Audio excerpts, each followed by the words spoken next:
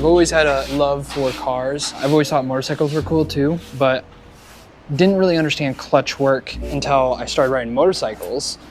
Funny enough, this bike doesn't even have a manual clutch, it's a semi-automatic.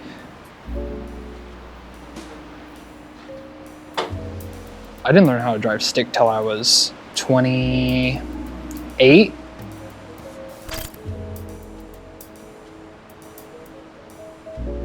I was friends with John for probably about 3 or 4 years at that point, and he's an instigator and decided to force me to drive his MG, which resulted in me getting an MG years later. So in high school, I learned how to ride a motorcycle, and I rode for a couple years, and then in college, didn't have a bike. Finally got another motorcycle, got like a Ninja 300 and had a bunch of fun with that. But when my grandpa passed, he left me this 1974 Honda CT90 that sat in the back of his garage for literally my entire life. I don't think I ever saw it run. It was always under a cover. And I just saw the orange paint popping through this like translucent plastic tarp. And I was always mystified by the silhouette of it. I mean, to me, it was a dirt bike.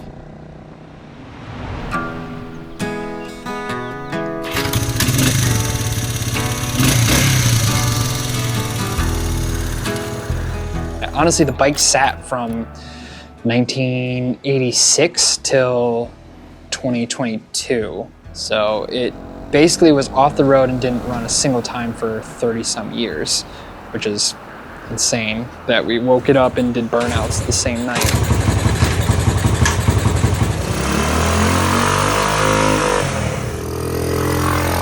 Honestly, my grandpa didn't really talk about the bike. He didn't have stories that he shared about the bike, but he was a nature person for sure. I mean, he was a nature photographer professionally. So the idea of him owning a trail bike wasn't a wild thought. He actually owned it for the necessity of being able to go out in the woods with his camera gear, like strapped to the back of it here. And which is the nice thing about the bike is it has a rack, and it has the ability to do those high-low gears that he could cruise to the nature preserves or the trails that were near the house and then cruise onto them.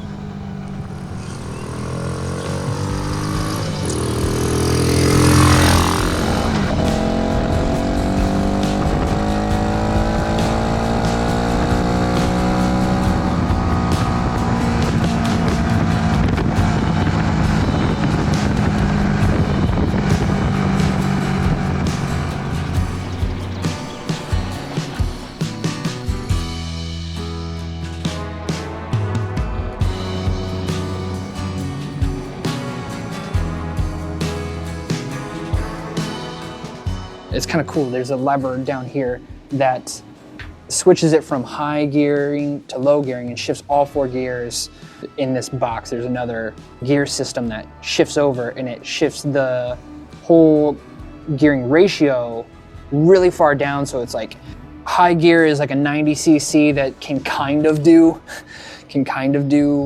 road speeds, but really you're just a burden to everybody. And then low gearing, it feels like a really, really peppy, torquey, like 50cc that's just like bat, trying to climb a hill.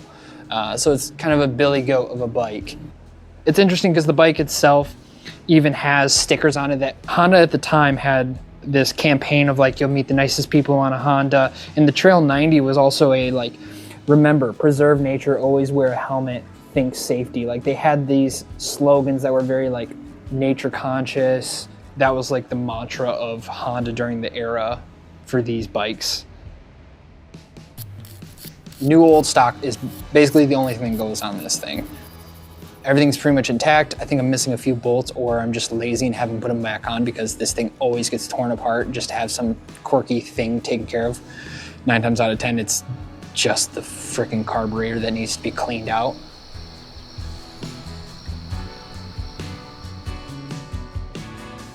And I've put hundreds of miles on it, which seems like not that much for a motorcycle or for a vehicle, but for a 90cc bike that tops out full, just top and forth, is 40, 45 miles an hour. So it's kind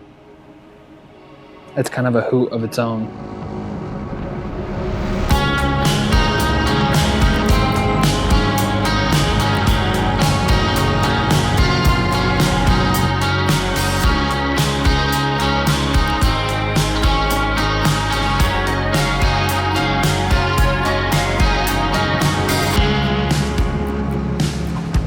When I got this bike too, the electrical system was questionable. There was every light basically burned out when we fired it up because the battery was so old and the rectifier was a piece of junk.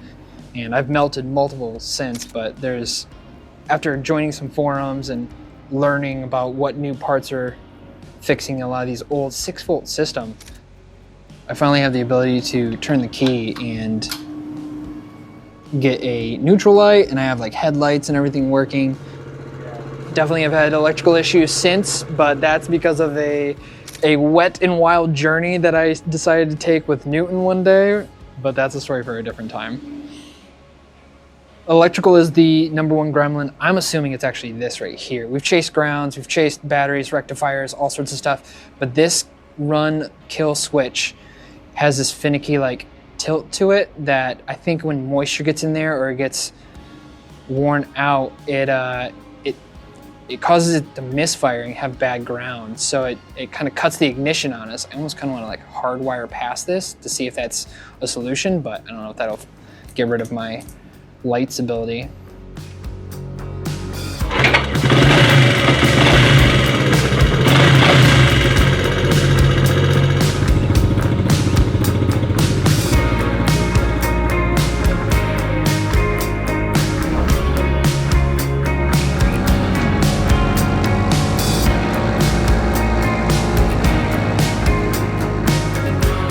So of course this thing is boiling now. Well, not boiling now, but it's burning your fingers hot.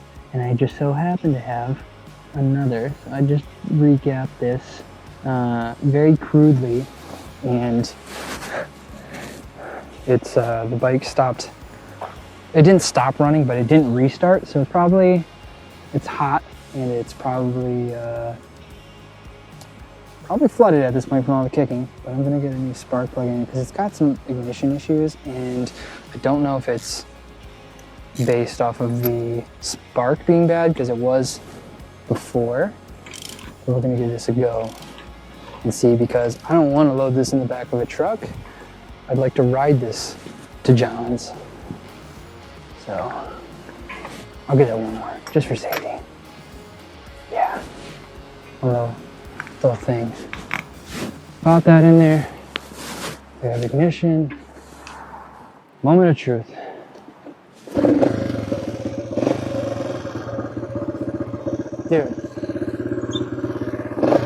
Dude, so good. That's so dumb. So dumb.